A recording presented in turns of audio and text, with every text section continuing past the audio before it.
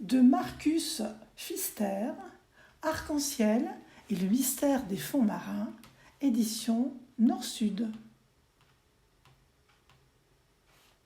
Dans l'océan, le banc de poissons scintillants tourne comme un manège. Tous les poissons mangent, jouent et s'amusent ensemble. Tous, sauf Arc-en-ciel et le petit poisson bleu. Les deux amis préfèrent se promener au bord de la grande falaise. Ici, l'océan est si profond qu'on n'en voit pas le fond. « Oh, j'aimerais tellement savoir ce qu'il y a là-bas, » soupire Arc-en-ciel. « On dit que d'horribles monstres se cachent dans ces profondeurs, » dit le petit poisson bleu. « N'y allez surtout pas, » gronde alors la sage pieuvre Octopus. Au pied de cette falaise, il fait terriblement froid et noir, car la lumière n'y pénètre jamais. Ce n'est vraiment pas un endroit pour nous. À ces mots, Arc-en-ciel et le petit poisson bleu frissonnent et ils rejoignent bien vite les autres poissons. Mais Arc-en-ciel ne peut s'empêcher de retourner au bord de cette intrigante falaise. Ce soir-là, la mer est très agitée, si agitée qu'un courant emporte soudain sa belle écaille scintillante.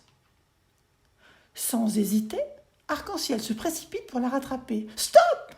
hurle le petit poisson bleu. « Voyons, Arc-en-ciel, c'est bien trop dangereux. Tiens, prends mon écaille scintillante, je te la donne. » Arc-en-ciel n'a cependant qu'une idée en tête, retrouver son écaille. « Attends-moi ici, je vais aller chercher des secours, » décide le petit poisson bleu. Mais à peine a-t-il tourné le dos qu'Arc-en-ciel plonge dans les noires profondeurs de l'océan. Soudain, une étrange créature rouge rangée apparaît et tout s'illumine. « Bonjour !» dit-elle tout étonnée à Arc-en-ciel. « Je suis le calmar phosphorescent, je brille dans le noir. Et toi, qui es-tu donc? Je ne t'ai jamais vu par ici. »« Je m'appelle Arc-en-ciel. Moi aussi je brillais quand j'avais mon écaille scintillante, mais je l'ai perdue. Est-ce que tu l'as vue? »« Non, je suis désolée, » répond le calmar. « Mais si tu veux, je peux t'aider à la chercher. » C'est ainsi qu'Arc-en-ciel et le calmar partent ensemble à la recherche de l'écaille scintillante.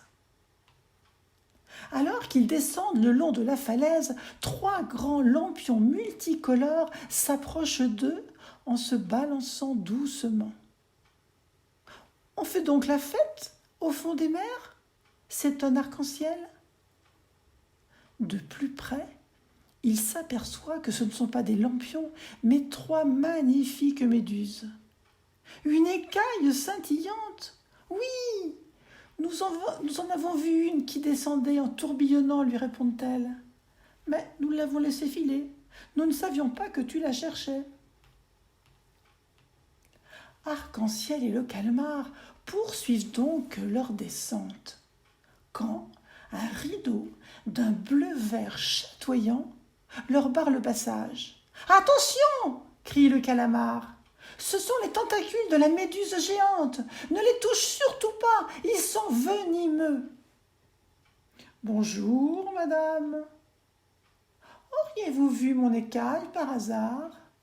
demande timidement Arc-en-ciel. Elle brille de 1000 feux. « Ici, tout brille, » gargouille la méduse. « Alors, pourquoi ferais-je attention à une malheureuse petite écaille ?»« Ne t'inquiète pas, » dit le calmar Arc-en-ciel tout dépité. « Nous finirons bien par la retrouver. »« Oh, regarde un peu au-dessous de nous. C'est la danseuse espagnole. Elle a peut-être aperçu ton écaille. » Mais la danseuse espagnole est bien trop occupée à s'admirer pour avoir remarqué quelque chose. Sans même voir le poisson et le calmar, elle s'éloigne, gracieuse et légère, en ondulant dans sa longue robe rose. « Dumbo, le poulpe, habite par ici, » dit-il à Arc-en-ciel. « Je suis sûr qu'il acceptera de nous aider. » Dumbo et le calmar éclairent de leur mieux les fonds marins. Ils cherchent et cherchent encore, mais nulle part ils ne voit d'écailles scintillantes. Enfin, Arc-en-Ciel et le calmar arrivent au fond de l'océan. L'aiguille, ou plutôt l'écaille, y est certainement tombée. Mais la lumière du calmar n'est pas assez puissante pour bien éclairer le sol. « Arc-en-Ciel, j'ai une idée !» s'écrie soudain Dumbo. « Je vais t'offrir une robe de lumière !» Aussitôt, il crache une pluie de paillettes sur le poisson qui se met à scintiller de mille feux. « Alors, que dis-tu de ça ?» demande-t-il, tout fier de lui. « Ah, c'est vraiment gentil de ta part, » dit Arc-en-Ciel. « Cette robe est magnifique, mais moi, tout ce que je veux, c'est retrouver mon écaille. » « Alors, il nous faut encore plus de lumière, » décide le calmar. Et il appelle à la rescousse tous les animaux des profondeurs. Même la danseuse espagnole dans sa robe à froufrou est de la partie. Tous ensemble, ils éclairent le fond de l'océan. Mais ils ne trouvent toujours rien. Épuisés, ils finissent par abandonner leurs recherches quand tout à coup, « La voilà !»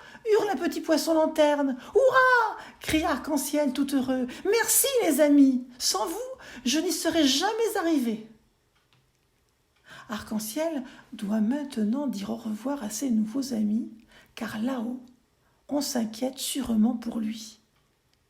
Vite, il remonte. À son arrivée, le banc de poissons l'accueille joyeusement. « Ah, enfin te voilà !» dit le petit poisson bleu, drôlement soulagé. « Tu n'as vraiment peur de rien. Mais dis-nous, comment c'était là-bas? Tu as vu des monstres ?» Alors, Arc-en-Ciel leur raconte tout. Les étranges animaux du fond des mers, leurs merveilleuses couleurs, leur gentillesse. Fascinés, tous ses amis l'écoutent jusque tard dans la nuit.